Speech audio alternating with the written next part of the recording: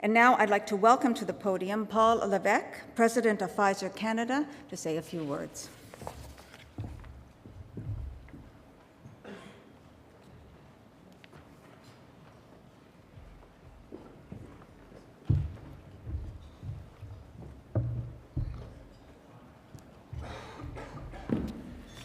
Thank you, bonjour and welcome.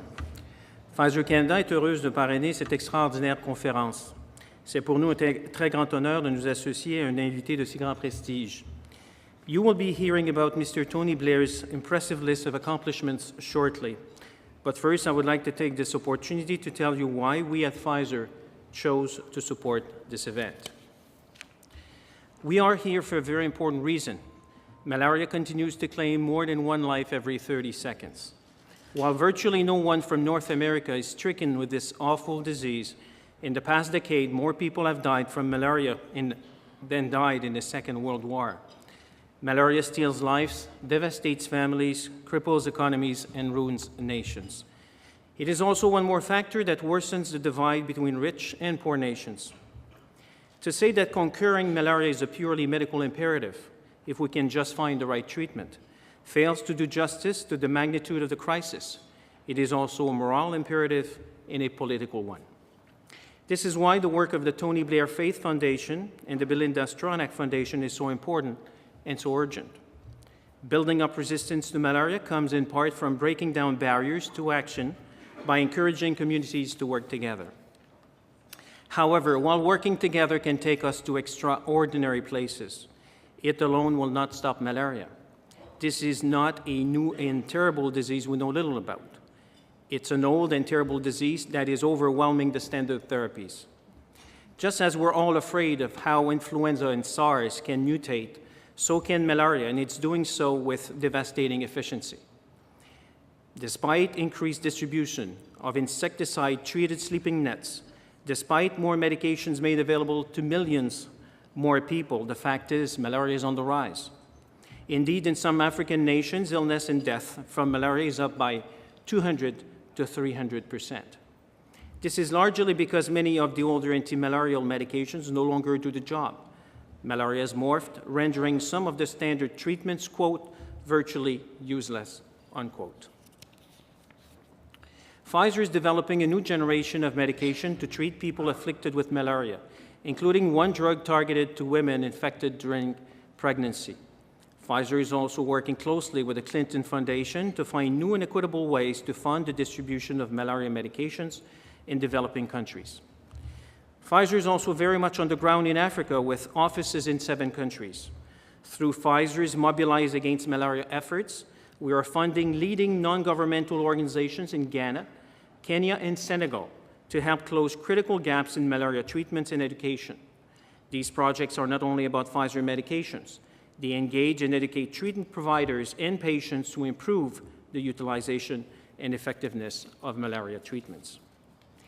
We're also very proud of our Global Health Fellows program, which has sent dozens of Pfizer colleagues, including 6 Canadians, for assignments of up to 6 months to work on the front line with non-governmental organizations. Many of our fellows are sent to develop and implement anti-malaria programs in Africa. Not only do they have a tremendous impact in African communities, but they bring their experiences back to Pfizer to help us as a company identify solutions to address the unmet needs on the continent. All of this said, we must remain humble, very humble, before the enormous task of eliminating malaria. Our work is a small part of a global effort to help people enjoy life without the scourge of this dreadful disease. At Pfizer, we are inspired by the belief that to be truly healthy takes more than medications. It takes faith in the promise of a healthier world. Thank you, merci beaucoup, et enjoy the program.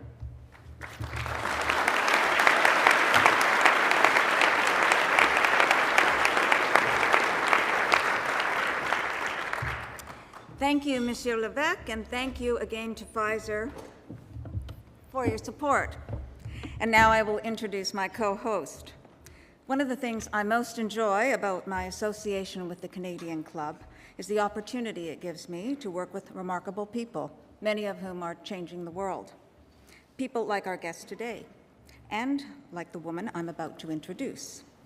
When it comes to getting things done in a big way, Belinda Stronach is a force to be reckoned with.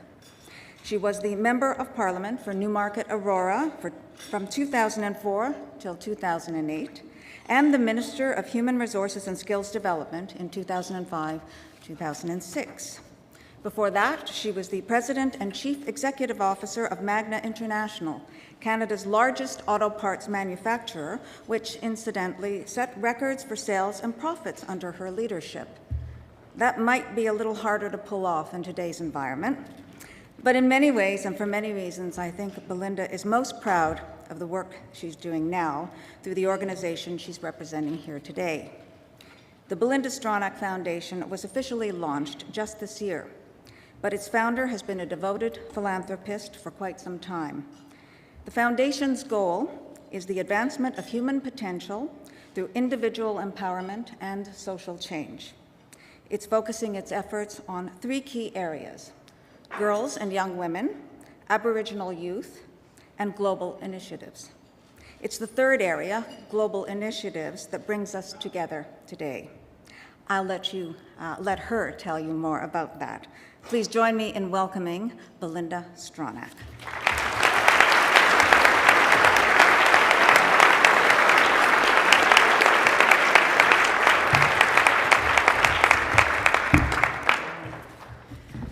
Well, thank you, Helen, for those very kind words, and it's been a great pleasure to co-host this event with you, and you have an outstanding team and have made it very easy for us to be able to do this together with you.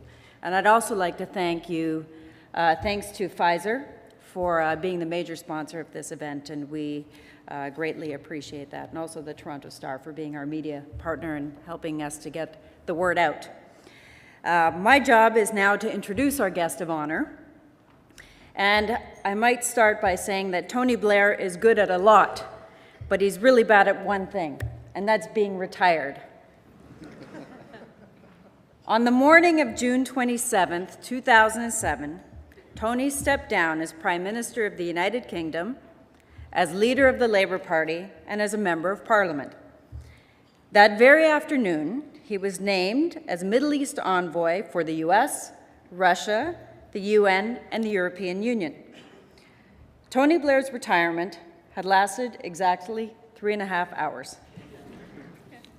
Once a lawyer, then a politician, Tony became a statesman.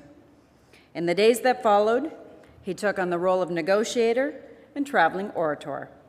And that was just for starters. He became a university lecturer at Yale, a corporate advisor on climate change, and a crusader against the scourge of malaria in Africa and beyond. It's enough jobs to make you ask, has the man never heard of golf?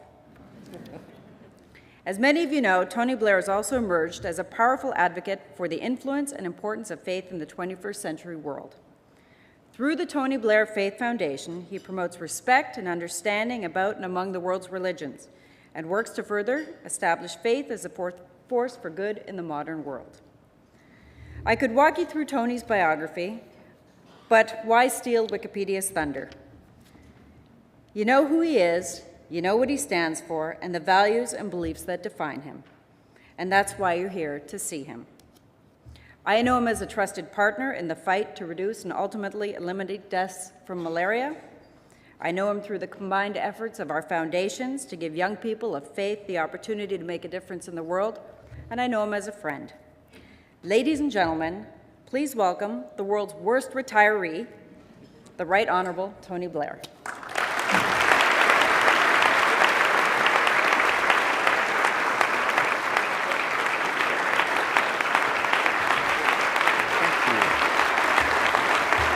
Thank you very much. Thank you. Thank you, please, everyone. Thank you.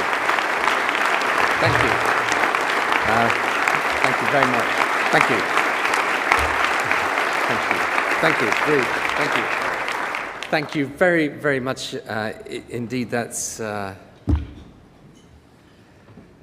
it just shows you how nice people are to you once you stop being Prime Minister.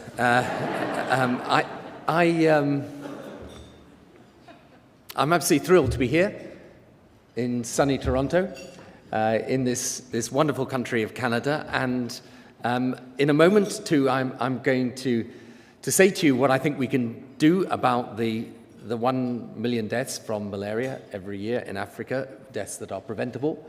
But first, I'd like to say a few words of thanks to the people that have put today together. Particularly, of course, I'd like to thank Belinda for her immensely kind introduction to me. Belinda, one of the actual advantages of retirement from the front line of politics, and well, Belinda, I think she only lasted 4.5 years in that particular milieu before she realized it was much more sensible to be back out of it. One of the great things is that you get to meet some remarkable people that you didn't get the chance to meet whilst in office. And I can truly say to you that Belinda is one of the most remarkable people I have met. She is a deeply committed and dedicated person, as well as a successful entrepreneur, and I think you in Canada can be very proud of her. So,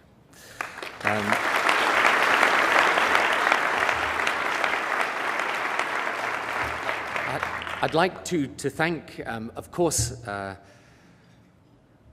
the Canadian Club team and Helen and all her colleagues for having put together today, for Pfizer for their help, for the Toronto Star, the Canadian tenors that we are going to hear from, Tata, Rogers, CPAC, which is your parliamentary channel. Yeah. Now, I know it's different here. But we have a parliamentary channel in the UK, right? We were once sitting around saying, there's some terrible news. How do we keep it quiet? Someone said, announce it on the parliamentary channel. But I know it's different here, and sorry, the reviewers there of CPAC saying, what a cheek, guy coming over from the UK. Who do they think they are? I'd like to thank also 680 News, and most of all of you for coming along here today. And what I'm going to do is to try and, in a short space of time, because I know I stand between you and lunch, tell you how I see the world of today through this very lucky perspective of being out of office now, so I can tell all the guys who are in office, yeah, it was easy. If only I was still around, you know, the thing would be all easily sorted out. This is probably the toughest time to be a political leader that I can remember.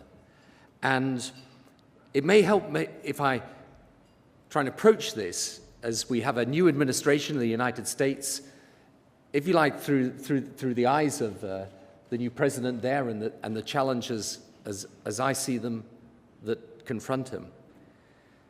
And he has, of course, come to office with an enormous amount of hope and expectation gathered around him. I remember when I was in New York just shortly after his election, back last November, and I remember bumping into a woman who said to me, isn't it wonderful, everything is possible? And I said, like what? And she said, well, everything. And it's kind of like that. There is a huge sense of expectation in the air. It reminds me in a way of when I came into power in 1997, and we'd been out of power for 18 years, and there's just a tremendous momentum for change and hope and almost euphoria that's in the air. And I remember going into Downing Street the very first day after I'd been elected, and I mean, you all know the pictures of number 10 Downing Street. Well, you go in the door, and the tradition is when the new Prime Minister comes in, all the staff line up on the main corridor that leads down at the end of the corridor to the Cabinet Room. And all the staff in Downing Street were gathered there, and they're supposed to clap in the new Prime Minister. Well, of course, the other lot had been in for 18 years, so they kind of got used to them. So I was walking down the line, shaking hands, and some of them were crying. So I kind of get to the end of the line, I'm feeling really guilty about the whole thing now. But I remember going into the Cabinet Room and sitting down, there was the Cabinet Secretary, who was the leading civil servant. And I sat down with him, and he just looked at me and said, well done. Now what? And I think we're now in the situation, if you like, with the new administration settling in, when, as it were, the euphoria is not enough, the decisions have got to be taken, the direction set, and the policies made. And I think the challenges are, the reason I say it's so tough, the challenges are, first of all, they're now. I mean, it's great when you come into office to get a few months, sometimes even a couple of years, to kind of work your way in, get your feet under the table, suss it all out, get your bearings. These challenges, the economy, security, the environment, are here and now. They're 2009. They're global challenges. And the thing that is, I think, most extraordinary about the world economic crisis is just how it has spread like contagion around the world. That suddenly what happened in the American subprime mortgage market is of significance to people in the remotest parts of the UK, Canada, Europe, elsewhere in the world. I remember last September, actually, at the very moment when Lehman Brothers failed, and watching the UK news, and there it was, leading the news. Lehman Brothers failed. You were aware of the fact that for the first time in their lives, people in Britain would be hearing the name of the company and realizing it had a significance for their lives. In fact, when I was on my way out that morning, actually, to go to the airport, and there was a guy who saw me in the street, and he said, "Hey, you should know. Who are these brothers anyway?" And no one knew, right? But suddenly it matters. And all of these crises, security too, they're global in their nature. So they're global. And I think there's one other characteristic of them. They actually, in a profound sense, pose a challenge to us about our system and even our way of life. So if you take the economy, the issue is, given the size and scale of the economic tsunami, if you like, that has hit us, what is it that we need to change about our economic system? Now, personally, I think it is very important that just as we take the measures that are necessary to stimulate our economy, to fix the financial sector, we don't actually lose the essential creativity and enterprise that is the hallmark of countries like ours, and that has in fact given our countries unparalleled prosperity over many, many decades. I think it's important that we don't turn, for example, towards protectionism, but keep open trading markets. I think it's important that we recognize that although the state has to come in and support us and our economy through this situation, that we still want at the end of it to be in a position where we are reigniting the strength of that free enterprise system, not displacing it. One very useful thing we can do in the context of the economic crisis is to make sure if we are stimulating our economy, we're building our infrastructure, and particularly the energy infrastructure that we need for the future. Now, here, of course, in Canada, it's a different situation from many parts of the world, since you are so rich in resources. But for us, certainly, in Europe, it is going to be important that we use this as an opportunity to stimulate the development of clean energy, of new technologies, of being able to be in a position where, as our economy recovers, we don't forget what it was like when the price of oil was very high and when our economies were very worried about the impact of energy prices and energy security on our ability to compete effectively. So I think over the next period of time, there will be a concentration, of course, by the new American administration, by everybody, on trying to sort out this global economic crisis. But I think it's important, having got through it, that we retain the essential dynamism that has made our economy strong, and that we prepare in the measures that we take for the economy of the future, and how in particular we make sure that as we grow, we do so sustainably and in a way that protects our environment and shows our responsibility to future generations. But most of all, what I want to talk to you about today is also the issues to do with culture, that impact on security, that a lot to do with the work I do now out in the Middle East, and how that too affects our way of life and the place of faith, my own foundation, in that. I spend a lot of time now out in the Holy Land, in Israel and Palestine, and it's a wonderful place to visit. One of the advantages of it, actually, if you are someone of religious faith, is it allows you to go and visit these historic sites. A short time ago, I was in Jericho, and they took me up to see the Mount of Temptation. I think they take all the politicians there, and we were. Actually, I made a particularly stupid remark as we were going into Jericho, and I said to my guide, "Jericho, isn't it wonderful to be in Jericho? Where are the walls?" And he looked at me for a minute. He said, "Actually, if you remember, they fell down."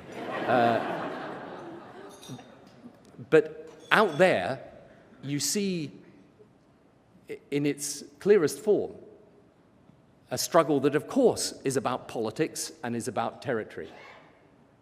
But it is also profoundly about culture, and in particular about whether people of different faiths and different cultures can live together and work together in peaceful coexistence. And that struggle, unfortunately, is part of a far wider struggle, and a struggle in which the role of faith and its implications for our stability and our security are profound. I wish I could say right now out there that the situation was not as fragile as I believe it to be.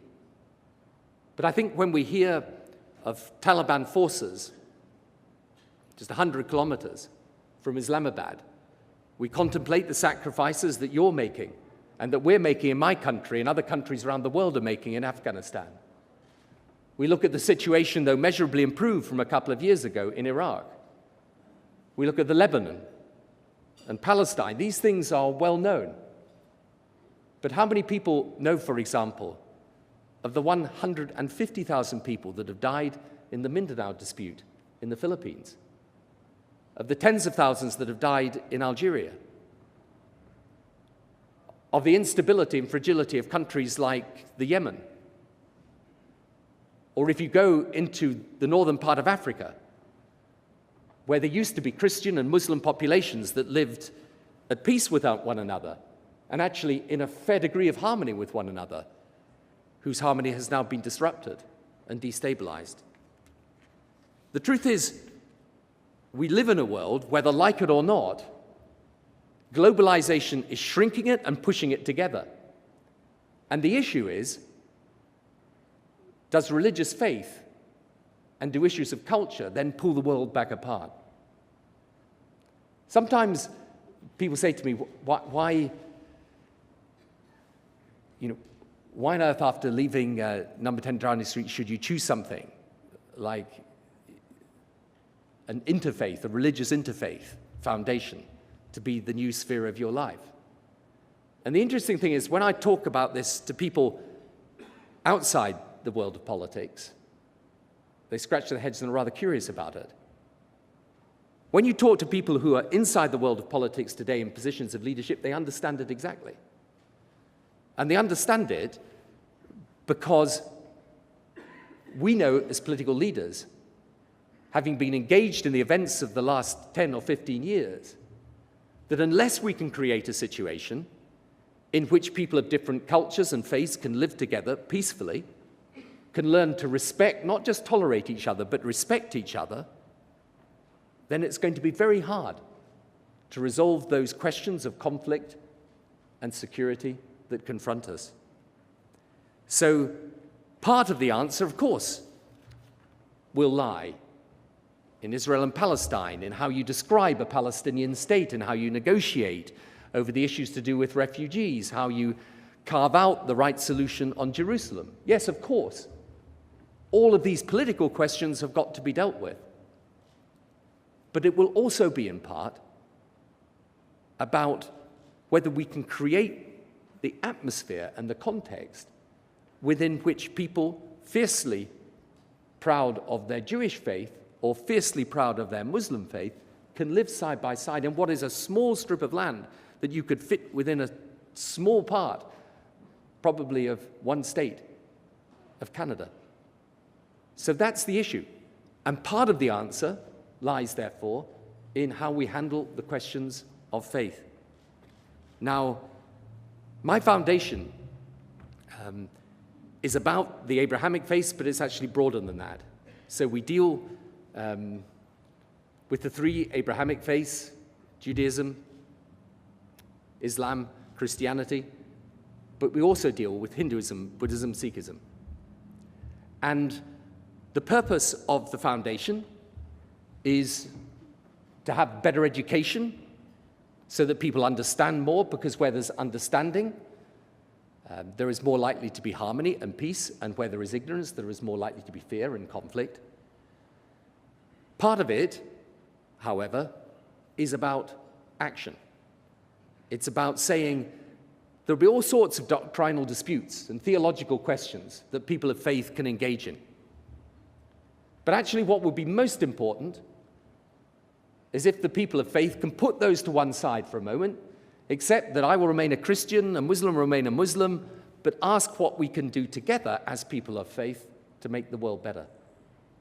In that same visit that I made to Jericho, the same guide, who's my Palestinian guide, just as we were walking up the steps to the Mount of Temptation, he just stopped for a moment, because we'd been talking about the Palestinian situation, how terrible it was and how dreadful. He just stopped for a moment and he said,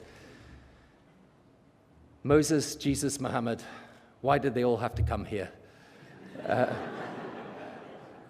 And, you know, you think for a moment about how people now view faith today, and very often they view it and associate it with conflict. They associate it with division and sectarianism and people dividing off from one another. The purpose of my foundation, therefore, is to try to promote greater education and understanding and dialogue, of course, between the faiths, but also to show in action that faith can play a positive part in resolving the world's challenges. And there cannot be any better and more urgent need to demonstrate that coming together for the purposes of action than in the campaign we are engaged in with Belinda's foundation and with the anti-malaria campaign. You've heard one or two things about that campaign already today.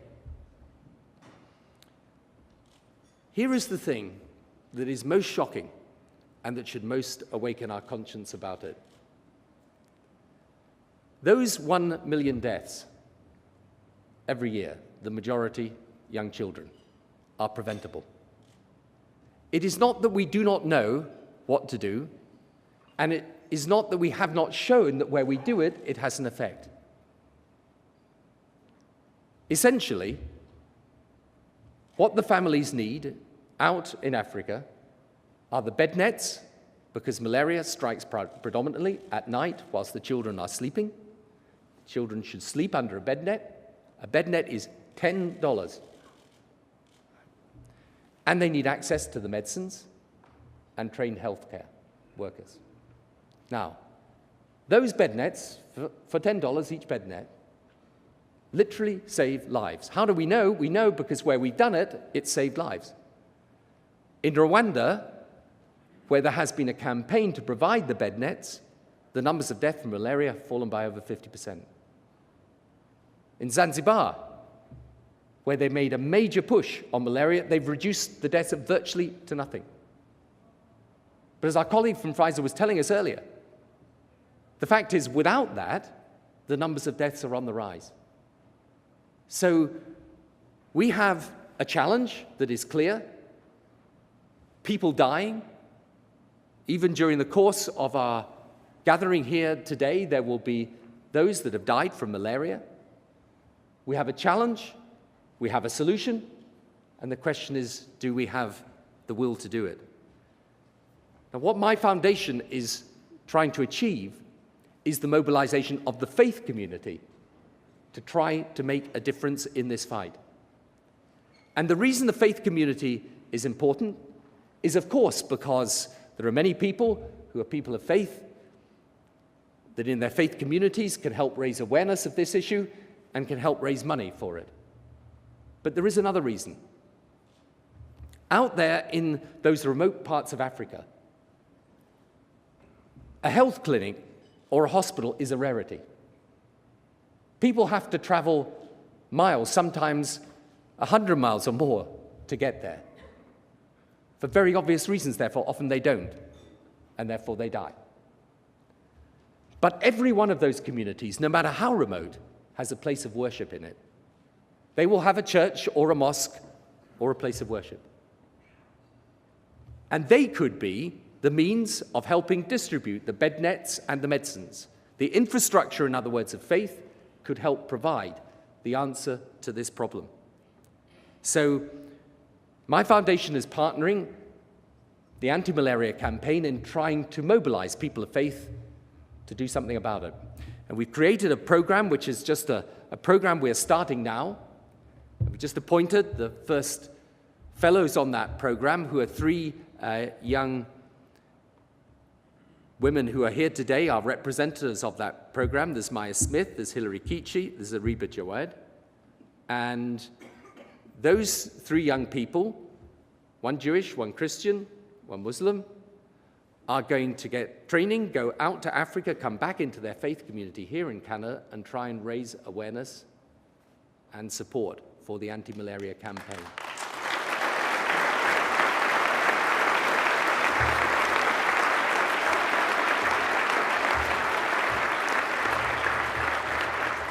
And yesterday I met the faith leaders from Canada, including people from the Aboriginal community, and we agreed that we would do all we could to mobilize support amongst the faith community here in Canada to try and deal with this issue of malaria.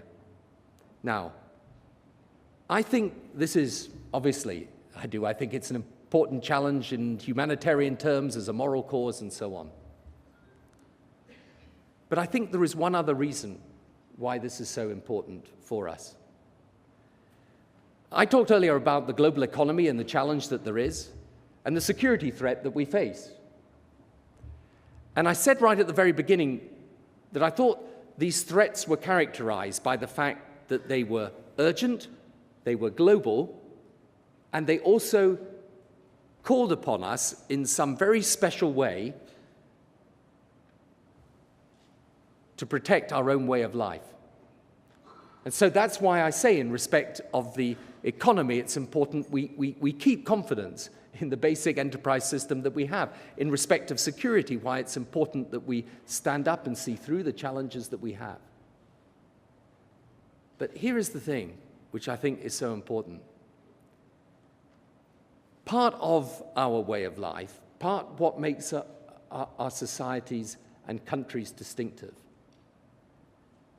is a belief in social solidarity and compassion for other people.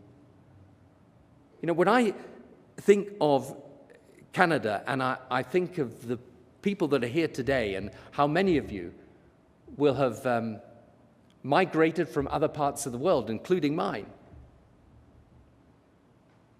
and you think of how strong a country and society this is, I know for all the problems that you have, intrinsically, innately, deep down, this is a strong country and strong society.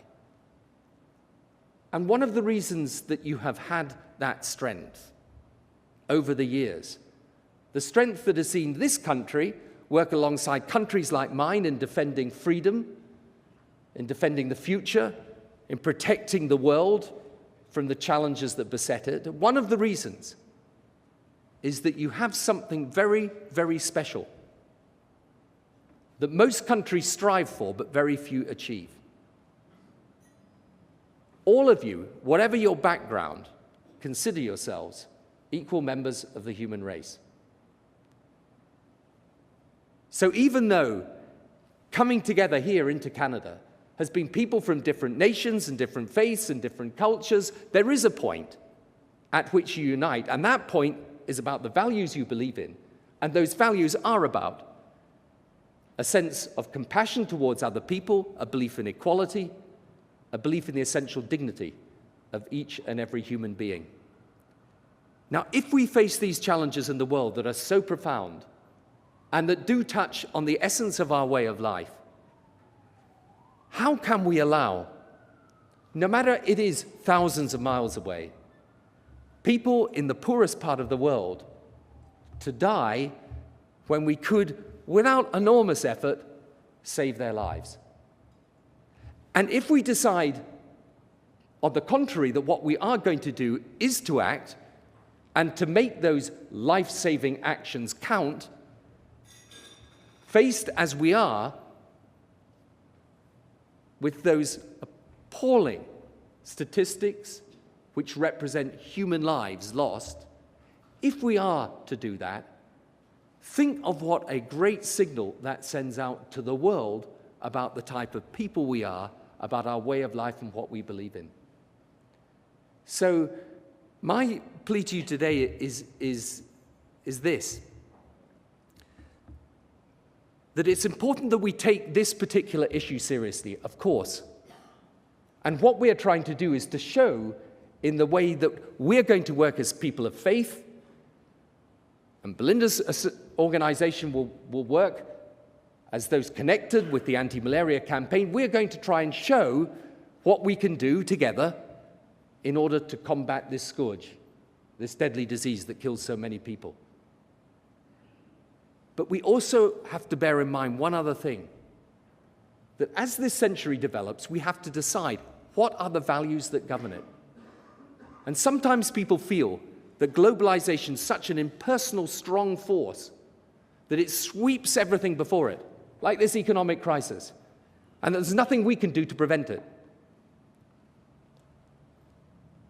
But actually, there is no force that doesn't have to be shaped by the values that give it direction and allow it to be positive rather than negative.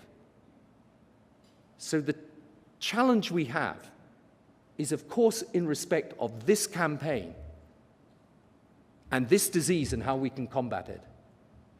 But the challenge at heart is deeper than that. It's about showing the world that the type of society you've created here, and we've created back in my country, is a society that is worth standing up for, whose values are worth articulating, and whose values can be expressed in the actions that we take on behalf of others. So I would like to thank you all very much indeed for coming today and being part of this event. It's a strange thing when you give up power in the conventional political sense, and you work out what to do with your life. As I always say to people, I think I said to some people last time I was in Canada, I mean, it's a strange thing you start again after you leave office. Like the first thing I got my first mobile phone straight after right? It was the day after I left, yeah? And I was so thrilled, right? Because I'm really happy. So I hadn't been out of office 24 hours, so I decided, because I never used a mobile phone before. I know you guys text here. Do you do a lot of texting here? Yeah, you do a lot of texting. Of course you do a lot of texting. So I text a friend of mine and say, "Hi, how are you?" Right?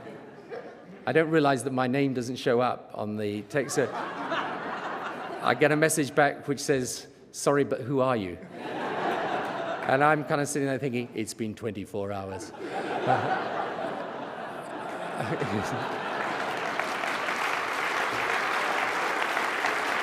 So you get used to putting all the power to one side, but the passion doesn't go. And my passion today is to try and make a difference, and I want to do that through my Faith Foundation, but I want to do that also to fight malaria, but I want to do that also because I think our way of life is actually, for all its faults and all its challenges, worth standing up for, worth believing in, and worth trying to persuade others of the virtue of.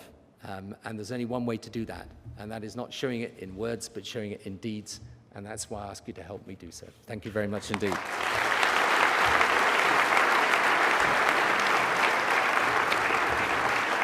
Thank you.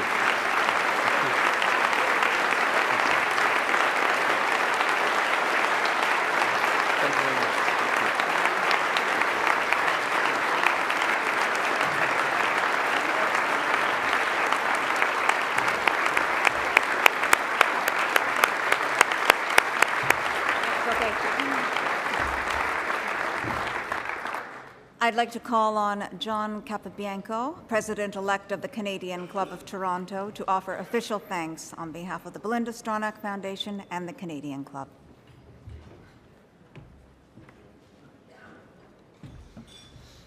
Mr. Blair, thank you for coming to speak with us today. When I first heard about the launch of the Tony Blair Faith Foundation last year, frankly, I was amazed. After 24 years in politics and government, 10 of those as the UK's Prime Minister, you still have the ambition, the energy, and the faith to devote yourself to tackling some of the world's most pressing and pervasive problems. As Belinda mentioned, you didn't even take a vacation. Like Canadians everywhere, I'm sure you're proud that we and your young people were among the first chosen to participate with you in the Faith Acts Fellowship. I don't think that choice was an accident. By joining the forces with Belinda Stronach Foundation, you've created a powerful conduit, a portal to access and mobilize one of the most generous and giving nations on earth.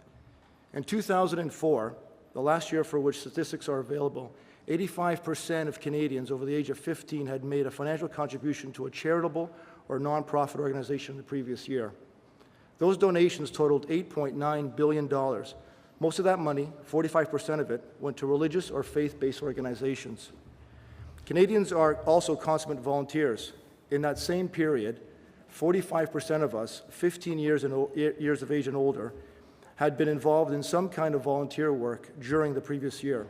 That's an estimated 2 billion hours of donated time, the equivalent of 1 million full-time jobs in this country.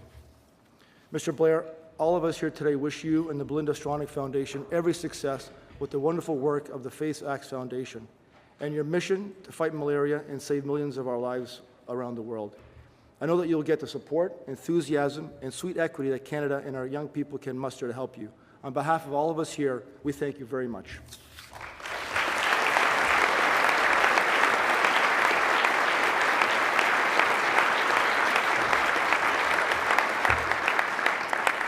Thank you, John, and thank you once again, Mr. Blair. Before lunch, we are honored to have 4 special guests perform O Canada for us today. Please welcome Fraser, Remigio, Victor, and Clifton, the Canadian tenors.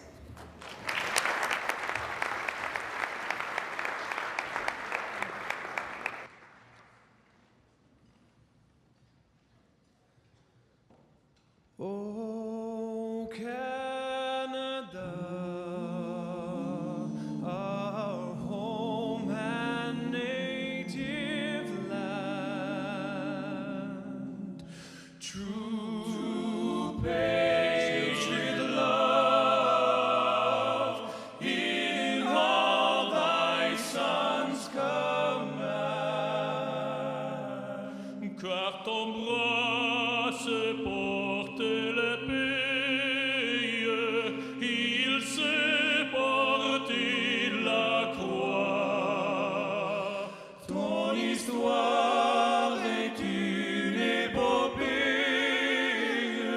des plus brillants exploits. God keep our land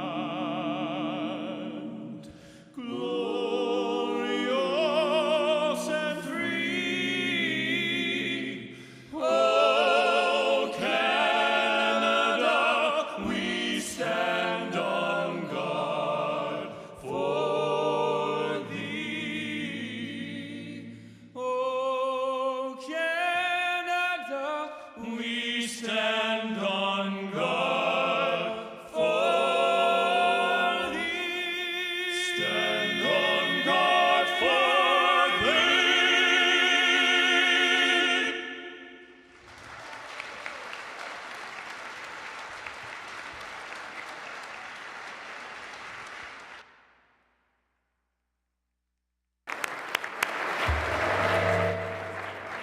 Thank you, Canadian tenors, for that wonderful performance. We'll be hearing from the tenors again a little later. Could I now ask you to stand and join me in a toast to Canada?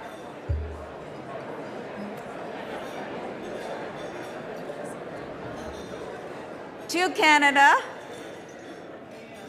Thank you. And to Canada. You can all toast now, and you can sit, and you can enjoy your lunch now. And to the UK. Thank you, and we'll be hearing from our tenors a little bit later, but now enjoy your lunch, please.